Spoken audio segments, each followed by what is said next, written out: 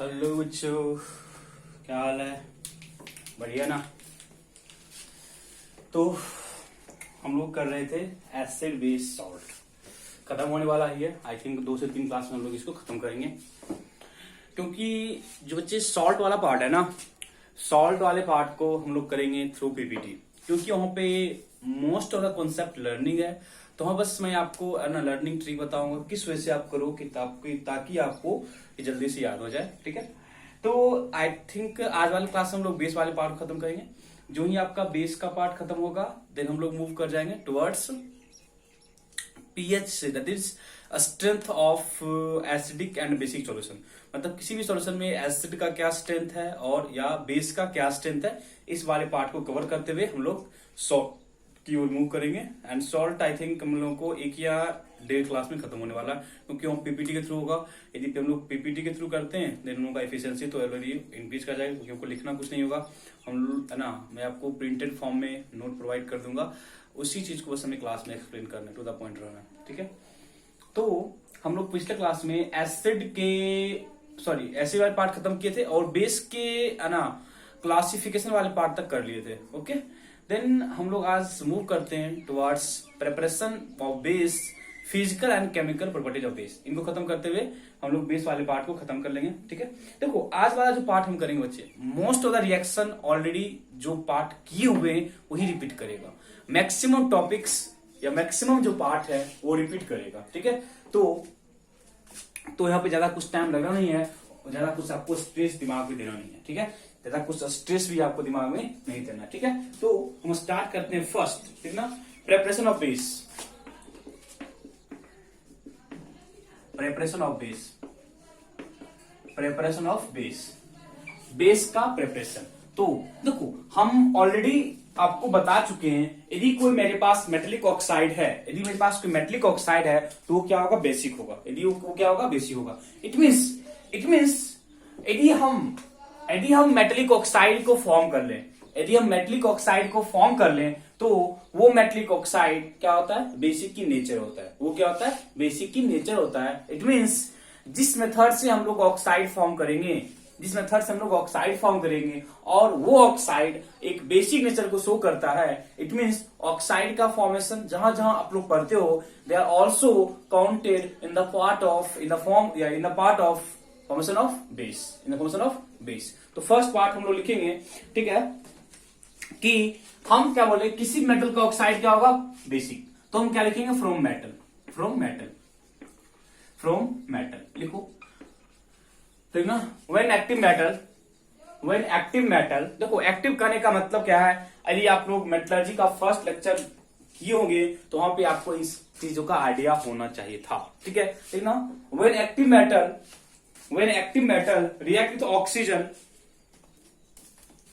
react with oxygen to form its oxide.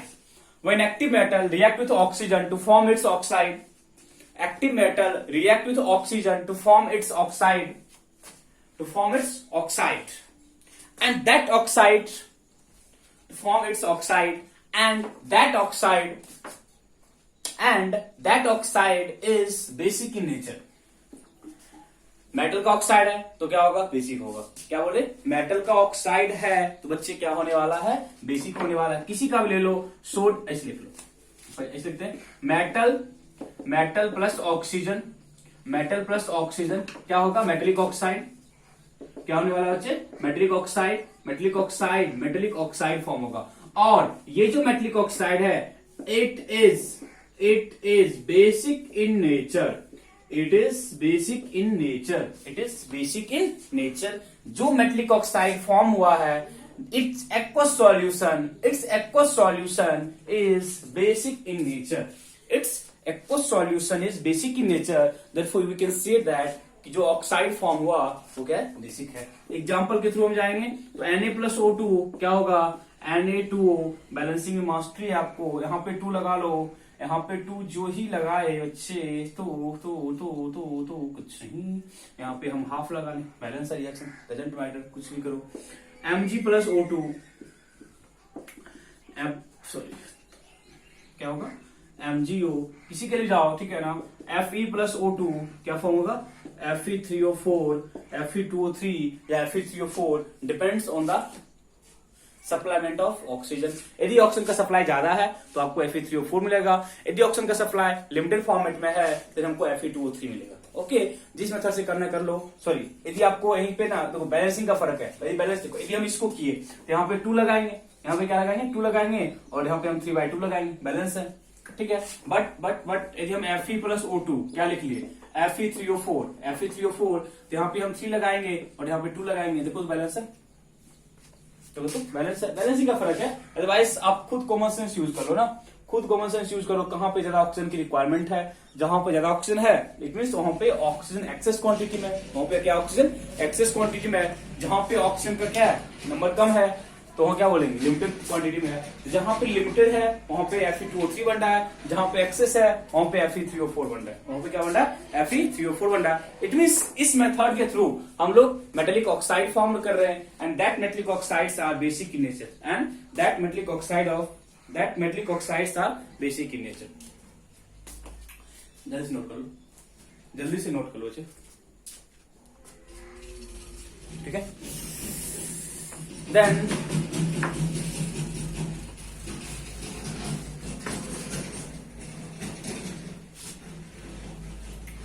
Second part है metal with water.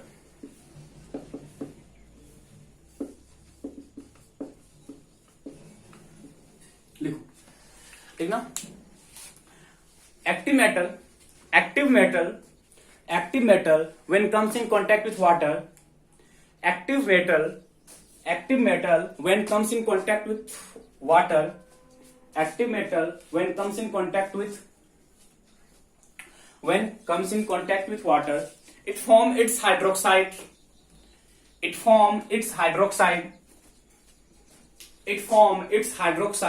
along with evolution of hydrogen gas, along with evolution of hydrogen gas,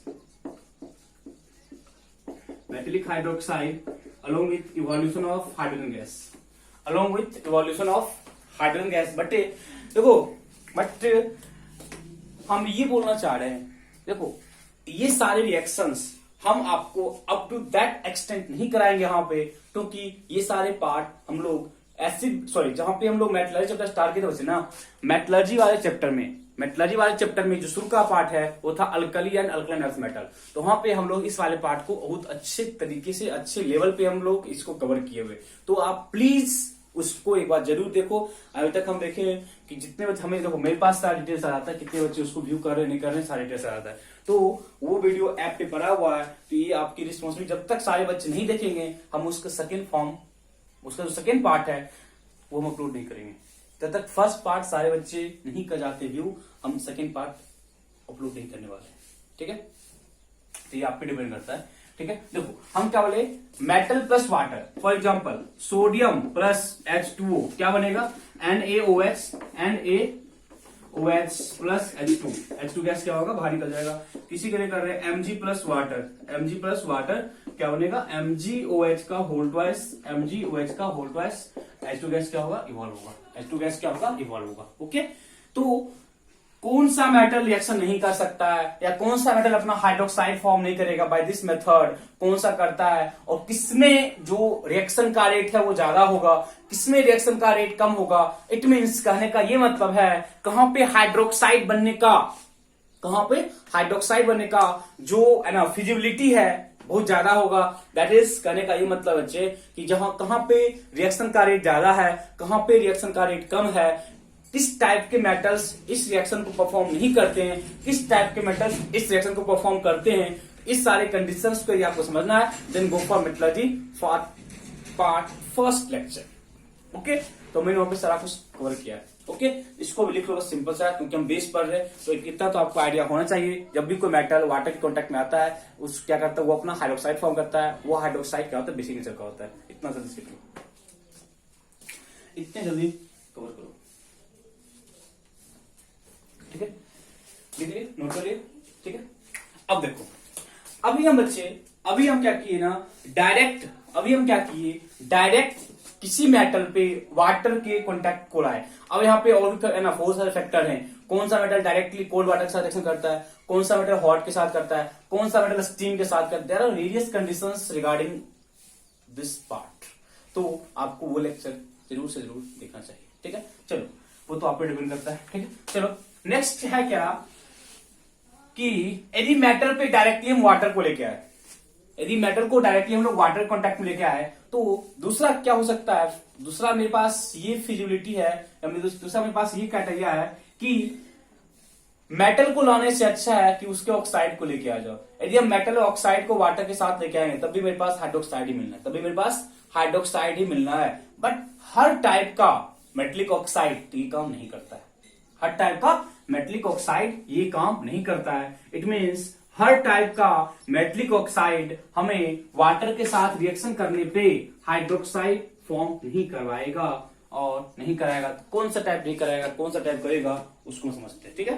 next हम क्या लिखेंगे, by the action of water, action of water, action of water on metallic oxide, on metallic oxide, action of water on metallic oxide, metallic oxide, ठीक है। तो कहने का मतलब है कि उस टाइप के मेटेलिक ऑक्साइड को लेना है, उस टाइप के मेटेलिक ऑक्साइड को लेना है जो कि सॉल्युबल होता है। तो कहने का मतलब यह है कि जो मेटेलिक ऑक्साइड, जो मेटेलिक ऑक्साइड क्या है, सॉल्युबल है, metallic oxide soluble in which is soluble करना, which is soluble, metallic hydroxide plus water क्या फॉर्म करेगा, metallic hydroxide, metallic hydroxide, metallic hydroxide. बताओ यदि हाइड्रोक्साइड फॉर्म करेगा बच्चे तो साथ में वाटर बनना है, साथ में क्या बनना है, वाटर बनना है कि और कुछ बनना है। वाटर लिखें ना लिखें, इधर भी वाटर उधर भी वाटर, कुछ उल्टा पुल्टा नहीं लग रहा है, इधर भी वाटर उधर भी वाटर।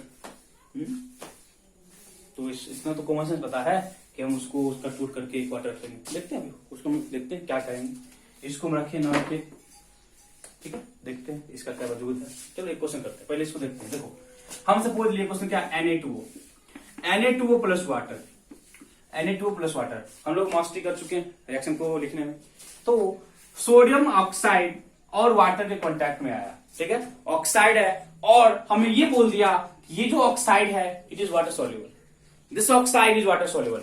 यदि ये बच्चे वाटर सॉल्युबल ऑक्साइड है, यदि ये वाटर सॉल्युबल ऑक्साइड है, देन हम ये बोलेंगे कि ये हाइड्रोक्साइड फॉर्म करेगा और वो बेसिक नेचर का होगा। देन देखते हैं कैसे होता है रिएक्शन। आपको पता है बच्चे, आपको पता ही है कि ये ब्रेक करेगा 2Na पॉजिटिव और O2 negative, 2Na positive and O2 negative. Water weak electrolyte है बट यदि रिएक्शन कराने का है तो H प्लस और OH में ब्रेक करा लो, H प्लस और OH में ब्रेक करा लो। जो इसको साथ करो क्या होने वाला है, 2NaOH, 2NaOH, H प्लस और ये बच गया वाटर, H प्लस ये बच गया वाटर।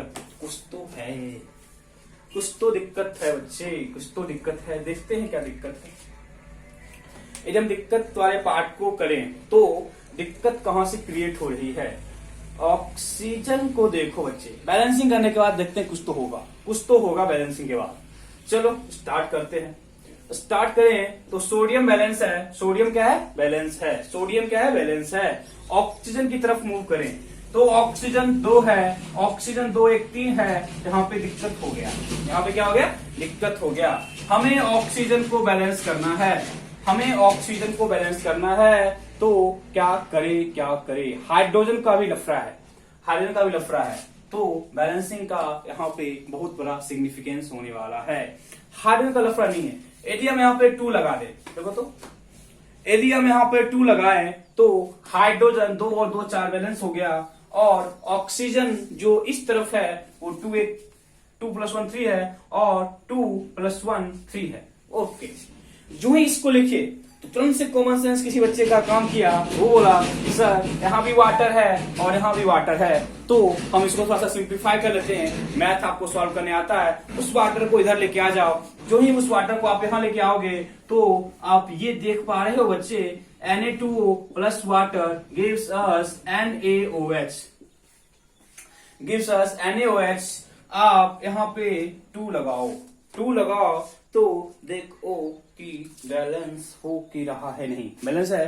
क्या हो रहा है, मेरा रिएक्शन बैलेंस है। तो कहने का ये मतलब है कि यहाँ पे वाटर नहीं होगा, यहाँ पे वाटर नहीं होगा। It means metallic oxide, it means देखो हम लिखा है स्टेटमेंट, रुक जाओ, हम लिखा था स्टेटमेंट। मेटेलिक ऑक्साइड जो कि वाटर सॉल्युबल है, मेटेलिक ऑक्साइड जो कि वाटर सॉल्युबल है, when it comes in contact with water, when sorry water soluble है मतलब उसको डिसॉल्व किए तो वो अपना हाइड्रोक्साइड फॉर्म करता है। वो क्या करता है, अपना हाइड्रोक्साइड फॉर्म करता है, ठीक है। और हाइड्रोक्साइड फॉर्म किया, रिएक्शन क्या हुआ, metallic oxide plus water metallic hydroxide, metallic oxide plus water metallic hydroxide. तो मुद्दे की बात यह है यहाँ पे कि हम एक पॉइंट लेके थोड़ा सा इसको थोड़ा सा क्या किए, कॉम्प्लिकेटेड कर ले कि सॉल्युबल की सॉल्युबिलिटी। तो कॉमन सेंस यहां लगाना कि जो भी हैवी मेटल है बच्चे, मोस्ट ऑफ द मेटल जो कि हैवी है, उनका ऑक्साइड वाटर में सॉल्युबल नहीं होता है। उनका ऑक्साइड क्या होता है, वाटर में सॉल्युबल नहीं होता है। यदि उनका ऑक्साइड वाटर में सॉल्युबल नहीं है तो उसके पास हाइड्रोक्साइड फॉर्म करने की टेंडेंसी इस वाले इक्वेशन के थ्रू बहुत ही कम होगी, ठीक है। तो लिखो पहले एक ना, when metallic oxide comes in contact with water, when metallic oxide comes in contact, when soluble metallic oxide, when soluble metallic oxide comes in contact with water, when soluble metallic oxide comes in contact with water, soluble metallic oxide comes in contact with water, it form soluble metallic oxide comes in contact with water, it form its hydroxide, it form its hydroxide, it form its hydroxide। आप पहले इसको लिख लो, हम यहाँ पे और लिख सकते हैं रिएक्शन, और हम लोग यहाँ पे लिख सकते हैं क्या कि potassium plus water, potassium plus water क्या बनेगा बच्चे, KOH। क्या बनेगा, KOH। बैलेंसिंग की मास्टरी आपको हासिल है, बैलेंसिंग की मास्टरी हासिल है, तो यहाँ पे 2 लिख लो, यहाँ पे क्या करो 2 लिख लो। Mg प्लस वाटर क्या बनने वाला है बच्चे, MgOH का होल ट्वाइस। तो इसको लिखने के साथ प्रॉब्लम क्रिएट होना स्टार्ट हो जाएगा। तो बैलेंसिंग करो, बैलेंसिंग के बाद आपका जो प्रॉब्लम है वो सॉर्ट आउट हो जाना चाहिए। बैलेंस नहीं है, यहाँ लगा है 4 हाइड्रोजन, 2 हाइड्रोजन, 2 ऑक्सीजन, दिक्कत है। Mg प्लस वाटर, MgOH का होल ट्वाइस, MgOH का होल ट्वाइस। बैलेंसिंग करो, MgOH का होल ट्वाइस। देखना बैलेंसिंग कुछ करना, बैलेंसिंग नहीं होगा बताना फिर से। यहाँ क्या बनेगा, AlCaOH का होल ट्वाइस। बैलेंसिंग पे है, बैलेंसिंग करना खुद से, ठीक है। तो हम यहाँ पे देख क्या रहे हैं कि जो भी मेरे पास ऑक्साइड है, तो यहाँ पे कंडीशन लाया कि जो ऑक्साइड है वो आपको वाटर सॉल्युबल होना चाहिए, जो ऑक्साइड है वो आपको वाटर सॉल्युबल होना चाहिए। यदि ऑक्साइड वाटर सॉल्युबल है, तो वो अपना हाइड्रोक्साइड फॉर्म करेगा। वो क्या करेगा, अपना हाइड्रोक्साइड फॉर्म करेगा। तो बैलेंसिंग आपके जिम्मे का काम है, बैलेंसिंग आपके जिम्मे का काम है, ठीक है। जल्दी से लिखो। अरे यार कुछ तो गड़बड़ था, उसके मैं बैलेंसिंग नहीं हो रहा था। ऑक्साइड की बात कर रहे हैं हम लोग ऑक्साइड की बात कर रहे हैं। यदि हम वहां पे ऑक्साइड लिखेंगे तो देखो रिएक्शन बैलेंस है, कहां से भूत सवार हो गए। ऑक्साइड है ना, तो ऑक्साइड नीचे होना चाहिए, ठीक है। तो जल्दी से इसको नोट करो। तो हम एक पॉइंट यहां बोले कि हर टाइप के बच्चे मेटेलिक ऑक्साइड के लिए ये रिएक्शन नहीं है। जब हर टाइप के मेटेलिक ऑक्साइड के लिए ये रिएक्शन नहीं है, तो किस टाइप के लिए है, जो वाटर सॉल्युबल है। तो हम लिखे नोट करके,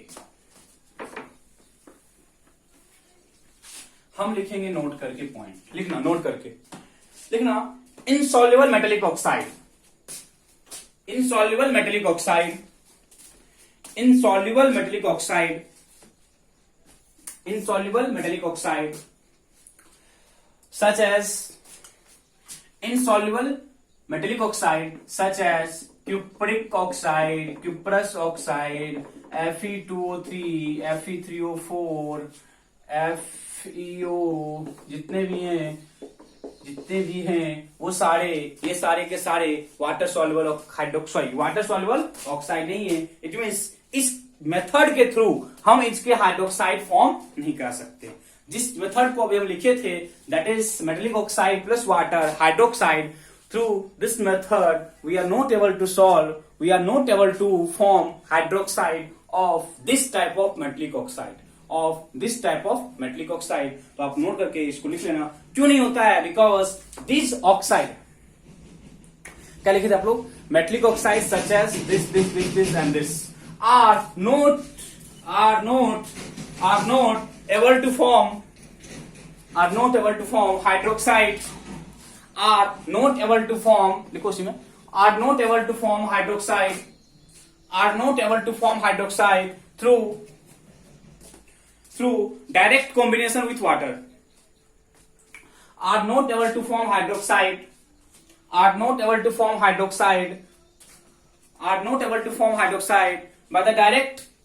by the direct combination with water, या विथ करना क्या फर्क पड़ता है?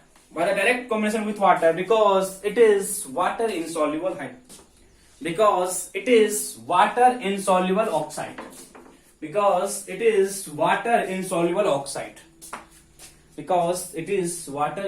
hydroxide। ओके, तो यहां तक कर लिए। यहां तक करने के बाद बच्चे हम आगे की ओर प्रस्थान करते हैं। देखो नेक्स्ट, डबल डिकम्पोजिशन। देखो डबल डिकम्पोजिशन लिखना, बाय डबल डिकम्पोजिशन।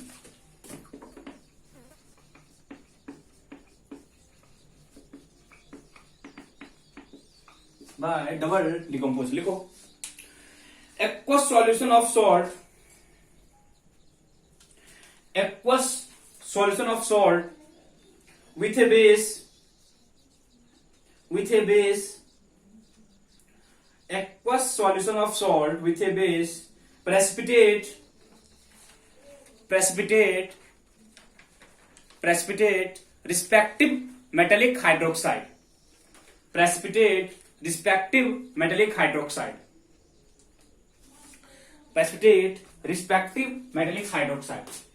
देखो क्या बोला, aqueous solution of salt with base precipitate respective metallic hydroxide। देखो इट मीन्स मेरे पास सॉल्ट एक्वस फॉर्म में है।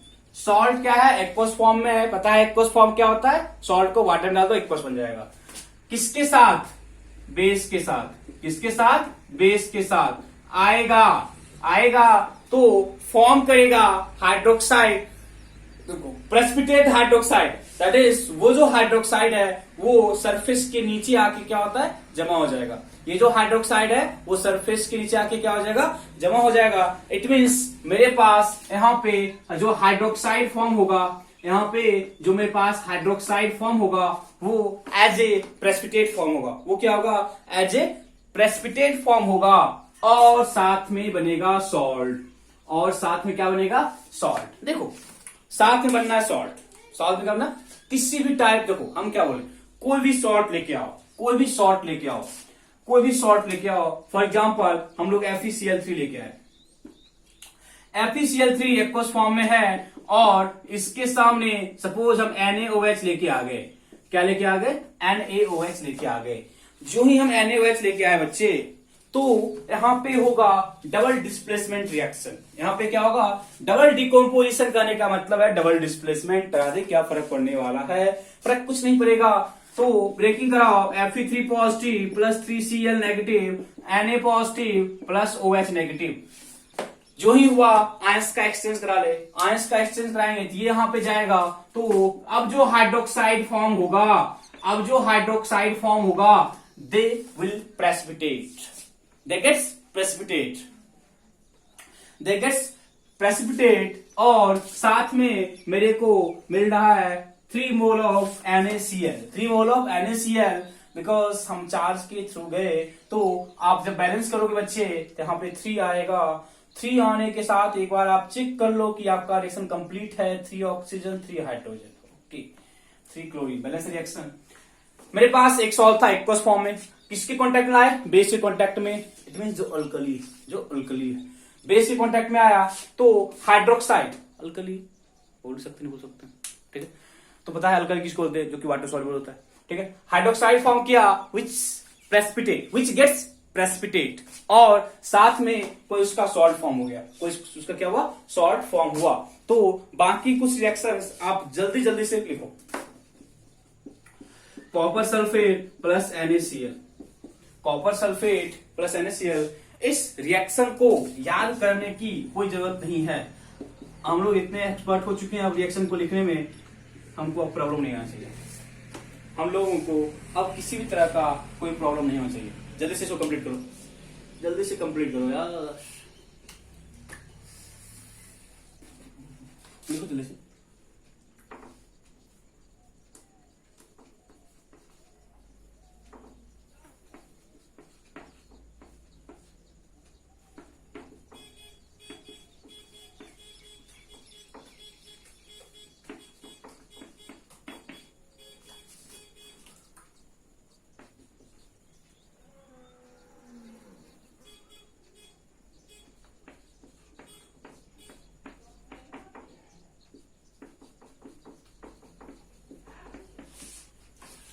ठीक है, सारे रिएक्शन उसी टाइप के।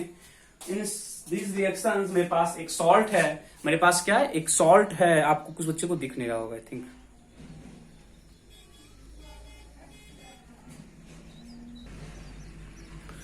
ठीक है, यहाँ पे हो गया, क्या बनेगा? अभी यहाँ पे OH होगा ना यार, सॉरी, यहाँ पे OH होगा, OH लगाओगे, क्या होगा? CuOH का whole twice plus Na2SO4। Balancing आपकी जिम्मे है, बैलेंसिंग को आप खुद संभालो। ArOH का whole thrice plus NH4Cl, balancing आप करो, ठीक है। यहाँ पे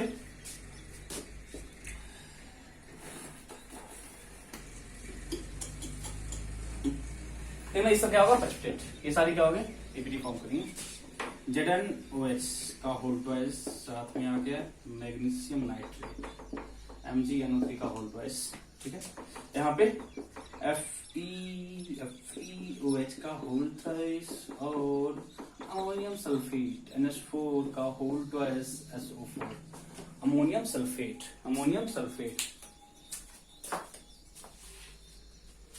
देखिए यहाँ कुछ बच्चे को नहीं दिख रहा होगा तो इसको थोड़ा सा लिखना। Na2SO4 और यहाँ पे क्या है मेरे पास? NH4Cl, यहाँ पे क्या मेरे पास? NH4Cl, दिख रहा है? तो सिंपल सा है, कभी आपको पूछेगा तो डबल डिकम्पोजिशन में, तो डबल डिकम्पोजिशन का कभी आपको कोई एक एग्जांपल पूछेगा तो आप सिंपल से एग्जांपल दे सकते हो। बोर्ड टेबल में आपको यहाँ से एग्जांपल के फॉर्मेट में क्वेश्चन आ सकता है कि इसके एग्जांपल्स लिखो, ठीक है। Nothing more than this, sufficient है इतना, लिख लियो।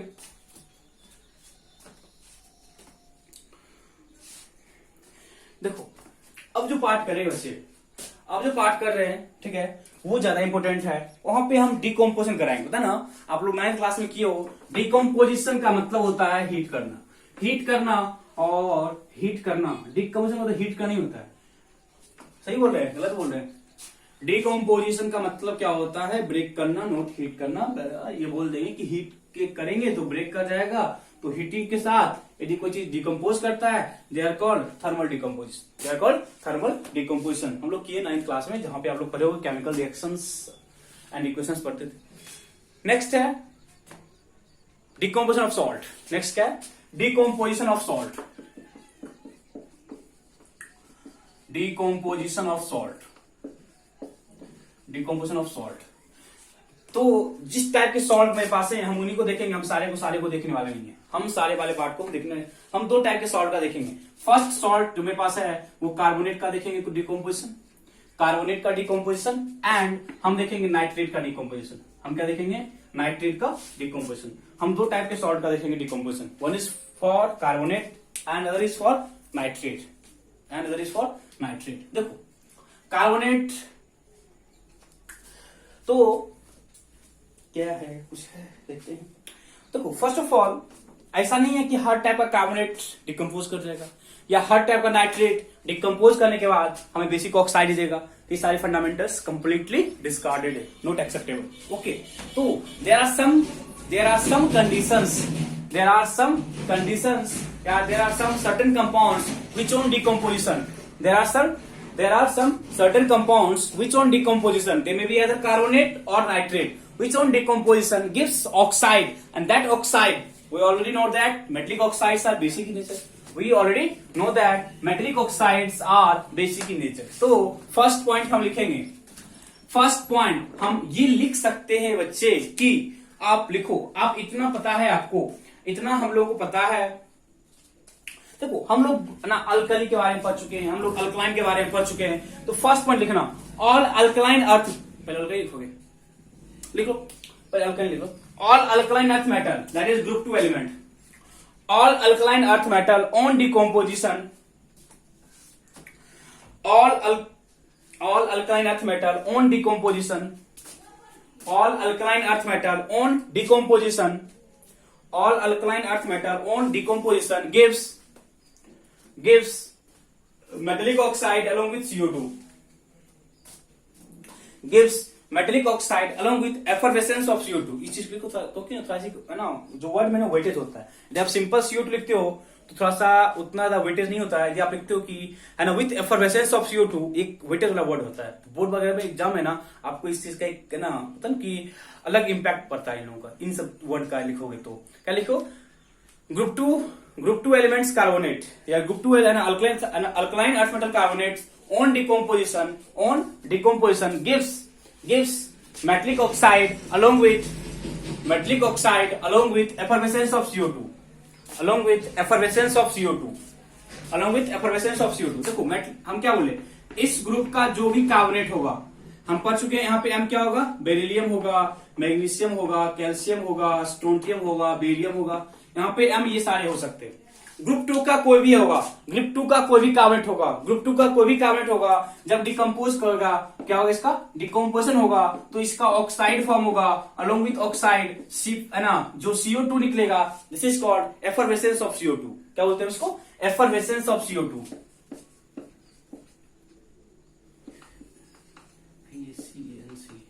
तो देखना देखना एफरवेसेंस ऑफ CO2। और ये क्या है, मेटलिक ऑक्साइड। ये क्या बच्चे, metallic oxide. We already know that कि metallic oxides are basic in nature, we already know that कि metallic oxides are basic in nature, metallic oxides are basic in nature, हम लोग की पता है हमको, ठीक है। ओके, तो ये क्या था, देखो फॉर एग्जाम्पल पता है आपको CaCO3 जब ब्रेक करता है CaO प्लस CO2 देता है, CO plus CO2, and we know that CO, that is calcium oxide, which is basic in nature, metallic oxide, ठीक है। ये हम बात किए ग्रुप 2 के लिए, नेक्स्ट ग्रुप 1 के लिए, ग्रुप 1 that is alkali, लिखो group 1 element that is alkali metal, group 1 element that is alkali metal carbonates,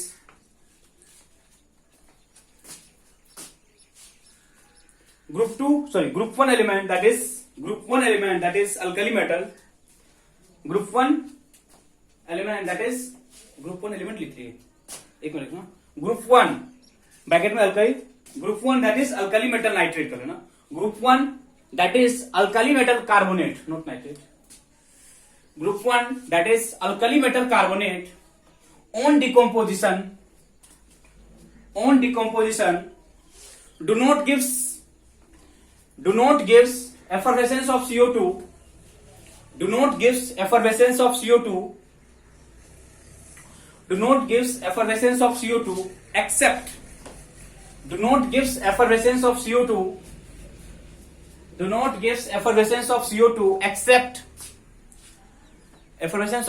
except lithium carbonate,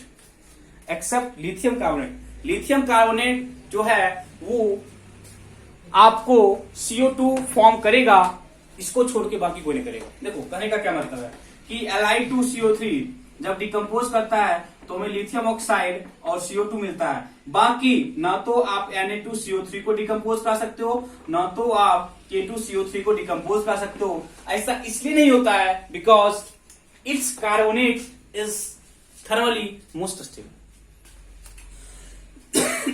it's carbonate is thermally stable, ये बोल सकते हैं। क्यों नहीं करता, कैसे करता है, that are not in your syllabus, they are in +1 syllabus. और जब हम लोग अल्कली मेटल के बारे में डिटेल से करते हैं, अभी के लिए बस इतना बोल सकते हैं कि जो ग्रुप 1 एलिमेंट है उसमें लिथियम को छोड़ के बाकी किसी का कार्बोनेट डिकम्पोज करने पे एफर्वेसेंस ऑफ CO2 नहीं देगा। क्यों नहीं देगा, इसके लिए हम ये बोल सकते हैं because this carbonates are stable in nature. Because this carbonate या this carbonates are stable in nature, because this carbonates are stable in nature. ठीक है, तो अभी तक हम 2 कार्बोनेट के बारे में बात किए, 2 टाइप के कार्बोनेट के बारे में हम लोग बात किए। तीसरा आप ये लिख सकते हो, जितने भी हैवी मेटल के कार्बोनेट हैं, तो मतलब वो दिक्कत नहीं है, जो भी हैवी मेटल का कार्बोनेट है लिख लो आगे। थर्ड पॉइंट करते हैं, देखना heavy metal carbonate, heavy metal carbonate, heavy metal carbonate on decomposition, heavy metal carbonate on decomposition gives effervescence of CO2, gives effervescence of CO2. Heavy metal carbonate on decomposition gives effervescence of CO2. On decomposition gives effervescence of CO2. For example, CuCO3 जब break करेगा तो CuO plus CO2 देगा। जो भी heavy metal के carbonate है, for example zinc carbonate, ZnCO3 जब decompose करेगा तो zinc oxide plus CO2, zinc oxide plus CO2। तो हम क्या देखे, कार्बोनेट को हम 3 पार्ट में क्लासिफाई कर दिए। One is alkali metal, second is alkaline earth metal and third is heavy metal. तो अल्कली वाले पार्ट में क्या बोले, एक्सेप्ट लिथियम किसी भी कार्बोनेट का डिकम्पोजिशन नहीं होगा। अल्कलाइन अर्थ मेटल में क्या बोले, हर टाइप का कार्बोनेट डिकम्पोज करने पे CO2 गैस इवॉल्व करेगा। एंड फॉर हैवी मेटल क्या बोले, CO2 गैस इवॉल्व करेगा। ठीक है बच्चे, ये सारे हम पार्ट किए फॉर कार्बोनेट, ये सारे पार्ट किए किसके लिए किए, कार्बोनेट के लिए। अब हम मूव करते हैं किसके लिए, नाइट्रेट के लिए। किसके लिए, नाइट्रेट के लिए। ठीक है, जल्दी से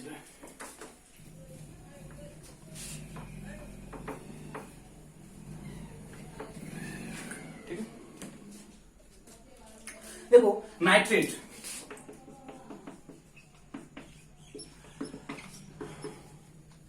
लिखो फर्स्ट पॉइंट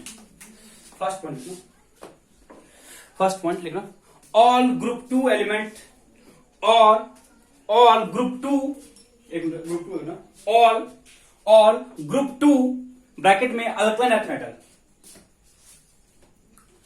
ऑल ग्रुप 2 लिखे, ब्रैकेट स्टार्ट किए, ऑल ग्रुप 2 ब्रैकेट में क्या लिखे, अल्कलाइन अर्थ मेटल, ब्रैकेट में अल्कलाइन अर्थ मेटल, ब्रैकेट बंद, ऑल ग्रुप 2 एलिमेंट ब्रैकेट 1, तो ब्रैकेट में क्या लिखे, alkaline earth metal nitrate, alkaline earth metal nitrate on decomposition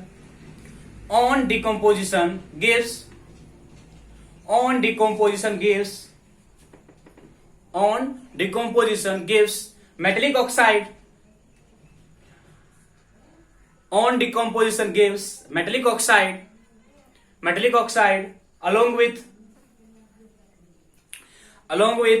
brown fumes of NO2, along with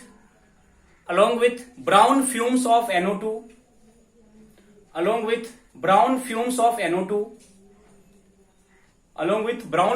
NO2 with oxygen gas, along with brown fumes of NO2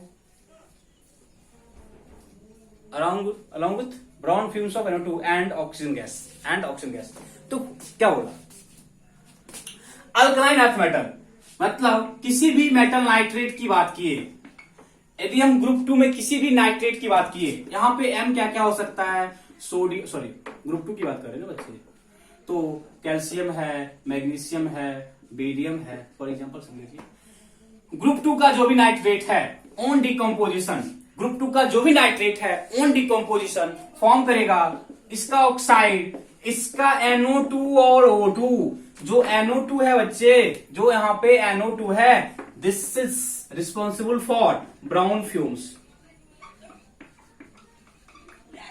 brown fumes of NO2, brown fumes of NO2, brown fumes of, मतलब जो भी इस group के nitrate है, जो भी इस group के नाइट्रेट है, जो भी इस ग्रुप के क्या है नाइट्रेट, देखो calcium nitrate, calcium nitrate heat करने पे क्या होगा, calcium oxide along with NO2 and O2, calcium oxide along with NO2 and O2। आप किसी के लिए लिख सकते हो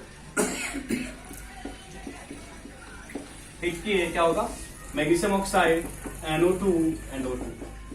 तो साथ में फॉर्म क्या हो रहा है बच्चे, ऑक्साइड फॉर्म हो रहा है, एंड जो ऑक्साइड है दे आर बेसिक नेचर, जो ऑक्साइड है they are in basic in nature, they are in basic in nature. Okay, ये बात की हम किसके लिए, अल्कली मेटल, सॉरी ये कि हम बात किसके लिए, ये बात हम किसके लिए किए बच्चे, अल्कलाइन अर्थ मेटल के लिए, किसके लिए बात की, अल्कलाइन अर्थ मेटल के लिए। तो हम आगे करते हैं, लिखिए इसको नोट कर लियो, जल्दी से करो note,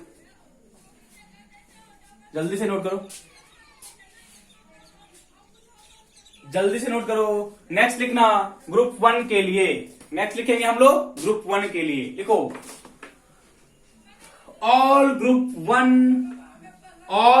1 metal, all group 1 metal, all group 1 metal bracket में alkali metal, all group 1 metal bracket में alkali metal, all group 1 metal bracket में alkali metal nitrate, alkali metal लिखने के बाद ब्रैकेट को बंद करेंगे, अल्कली मेटल लिखने के बाद ब्रैकेट को बंद करेंगे, ऑल ग्रुप 1 मेटल ब्रैकेट में alkali metal nitrate, alkali metal के बाद ब्रैकेट को बंद करें, nitrate on decomposition, on decomposition do not gives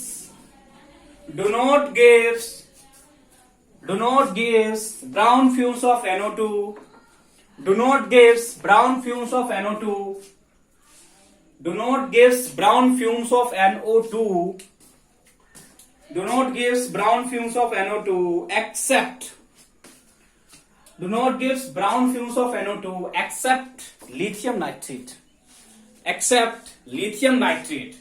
it means lithium nitrate को छोड़ के बाकी जो भी इस ग्रुप के एलिमेंट हैं वो brown fumes of NO2 form नहीं करते हैं। अब कॉमन सेंस की बात है, यदि NO2 फॉर्म नहीं किया, इतना तो हम श्योर बोल सकते हैं कि वहां पे ऑक्साइड फॉर्म होने की टेंडेंसी कुछ होगी ही नहीं, हाँ या ना। यदि ब्राउन फ्यूम्स फॉर्म नहीं किया, यदि ब्राउन फ्यूम्स फॉर्म नहीं किया तो वहां पे आपको ऑक्साइड फॉर्म करने की टेंडेंसी नेग्लिजिबल है। देखो क्या बोले, MnO3 ग्रुप 1 का नाइट्रेट है, ग्रुप 1 का नाइट्रेट है, और जब इसको हीट किए M is not equal to lithium, M is not equal to lithium, जब इसको हीट किए तो ये फॉर्म करता है अपना nitrite along with oxygen, metal nitrite,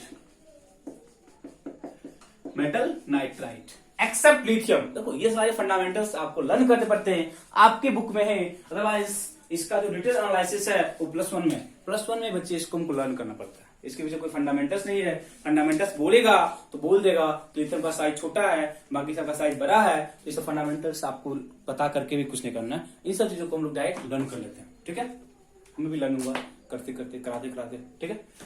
तो क्या बोले, इस ग्रुप का जो भी नाइट्रेट है एक्सेप्ट लिथियम, जब उसको हीट किए तो in the place of brown fumes we get metal nitrite along with NO2, sorry along with O2। But यदि हम लिथियम नाइट्रेट की बात करते हैं बच्चे, यदि हम लिथियम नाइट्रेट की बात करते हैं तो हमें मिलता है lithium oxide along with NO2 plus O2। ये रिएक्शन बहुत ही ज्यादा इंपॉर्टेंट है। अल्कली मेटल में सिर्फ और सिर्फ ये लिथियम ऐसा नाइट्रेट है, अल्कली मेटल में सिर्फ और सिर्फ लिथियम एक ऐसा नाइट्रेट है जो डिकम्पोज करके हमें ऑक्साइड और ब्राउन फ्यूम्स फॉर्म करता है, बट अदर मेटल के नाइट्रेट ऐसा काम नहीं करते हैं। किसके, ग्रुप 1 के, ओके, जल्दी सीखो।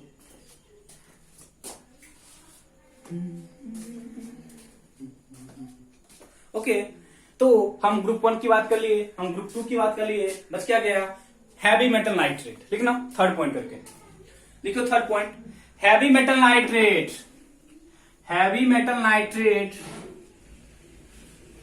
Heavy metal nitrate on decomposition, heavy metal nitrate on decomposition gives brown fumes of NO2. Heavy metal nitrate on decomposition, heavy metal nitrate on decomposition gives brown fumes of NO2, gives brown fumes of NO2 along with metallic oxide and oxygen, gives brown fumes of NO2, gives brown fumes of NO2 along with metallic oxide, along with metallic oxide and oxygen, along with metallic oxide and oxygen gas।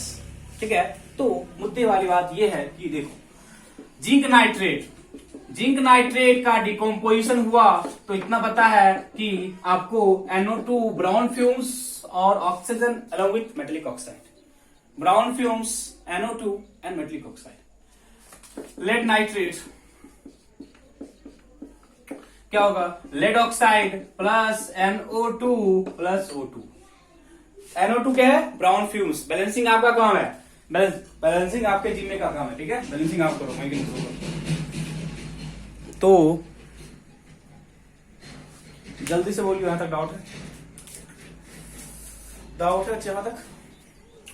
तो हम decomposer कर लिए carbonate का और nitrate का, जो कि हमारे सिलेबस में है, अदरवाइज सल्फेट का होता है, उतना कुछ हमको ही करना है, वो कार्बोनेट और सल्फेट पे, सॉरी कार्बोनेट और नाइट्रेट पे फोकस करा था। ठीक है, लास्ट लिखना, लास्ट मेथड, लास्ट लिख लो, लास्ट मेथड, ठीक ना। अमो लिखना, अमोनियम हाइड्रोक्साइड, लास्ट पॉइंट करके, क्योंकि अमोनियम हाइड्रोक्साइड भी एक बेस है, अमोनियम हाइड्रोक्साइड भी क्या एक बेस है। तो अमोनियम हाइड्रोक्साइड, अमोनियम हाइड्रोक्साइड किससे फॉर्म होता है, अमोनियम हाइड्रोक्साइड क्या होता है, NH4OH। अमोनियम हाइड्रोक्साइड क्या, NH4OH। Ammonium hydroxide, ammonium hydroxide कैसा है, बेसिक नेचर का है। अमोनियम हाइड्रोक्साइड कैसा है बच्चे, बेसिक नेचर का है। जब अमोनियम हाइड्रोक्साइड बेसिक नेचर का है तो ये कैसे फॉर्म होगा, ये बच्चे कैसे फॉर्म होता है ना, ये बहुत सिंपल तरीके से फॉर्म होता है। अमोनिया गैस को वाटर से पास करा दो, अमोनिया गैस, NH3 क्या है, अमोनिया गैस है। अमोनिया गैस को जब हम लोग वाटर से पास कराते हैं तो हमें मिलता है NH4OH, NH4OH ammonium hydroxide. NH4OH क्या, ammonium hydroxide, ammonium hydroxide which is basic in nature, which is basic in nature. लिखो, ammonium hydroxide gets prepared, ammonium hydroxide gets prepared by the, ammonium hydroxide gets prepared by the passing of ammonia gas, by the passing of ammonia gas, by the passing of ammonia gas through water, by the passing of ammonia gas through water, by the passing of ammonia gas through water। ठीक है, तो ये सारे method थे मेरे पास जिसके through हम लोग बेस को फॉर्म कर सकते थे, जिसके थ्रू हम लोग बेस को फॉर्म कर सकते थे बच्चे। ठीक है, बस लंबा चला गया, कोई दिक्कत नहीं है। ठीक है, यहां तक नोट कर लियो। ठीक है, तो ये सारे मेथड थे बेस को फॉर्म करने के, कैसे लोग बेस को फॉर्म करते हैं। इसके बाद हम लोग आएंगे physical properties then chemical. Chemical तो हम लोग को last I think next class में करना पड़ेगा। ठीक है, सोच क्या थे कि केमिकल खत्म करें। ठीक है, चलो कोई दिक्कत नहीं है।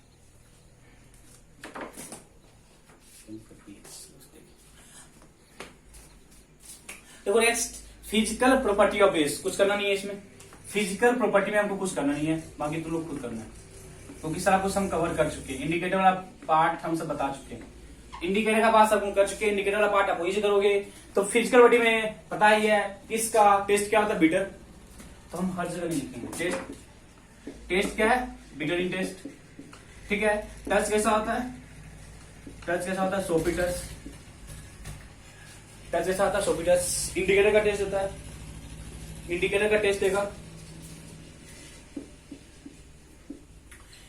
है ना। इंडिकेटर में कलर चेंज होता है, इंडिकेटर का कलर क्या होता है, चेंज करता है। इंडिकेटर के बारे में हम लोग जब हम एसिड वाले पार्ट को कर रहे थे तो वहां पे हम कर रहे थे। इंडिकेटर वाले पार्ट को हम लोग एसिड वाले पार्ट में कर चुके थे, ठीक है, एसिड वाले पार्ट में हम लोग कर चुके थे। तो यहां तक हम लोग खत्म किए किसका, बेस का प्रिपरेशन एंड बेस का जो प्रॉपर्टीज है। बच्चे जो बेस का केमिकल प्रॉपर्टीज है वहां पे ज्यादा टाइम नहीं लगना है, क्योंकि उसमें से हमको 1 या 2 रिएक्शन करना है। केमिकल प्रॉपर्टीज में क्योंकि न्यूट्रलाइजेशन कर चुके हैं, है ना, non metallic oxide, metallic oxide, metallic oxide, metallic oxide basic होता है, यदि मुझसे कोई है ना नॉन मेटलिक ऑक्साइड पास करा है तो रिएक्शन कैसे होगा, इन सब बारे में हम लोग जब एसिड के पार्ट को कर रहे थे तो हम लोग इसके बारे में डिस्कस किए थे। तो हमें इन चीजों पे ज्यादा फोकस करने वाले नहीं है, क्योंकि ये सब पार्ट हम कवर कर चुके हैं। 1 या 2 रिएक्शंस जो कि इसके हैं तो वो हम करते हुए हम नेक्स्ट क्लास में पीएच की ओर मूव कर जाएगा, that is strength of acid and base solution, ठीक है। तो ये वाला पार्ट में खत्म हो जाएगा, हम उसको यहीं पे काउंट कर लेंगे, थोड़ा सा लेंदी होगा लेक्चर, कोई दिक्कत नहीं है, ठीक है। तो हम वहां पे उसको कर लेंगे, देन लोग शॉर्ट वाले पार्ट की ओर मूव कर जाएंगे, तब तक खत्म हो जाएगा। Okay, thank you, bye.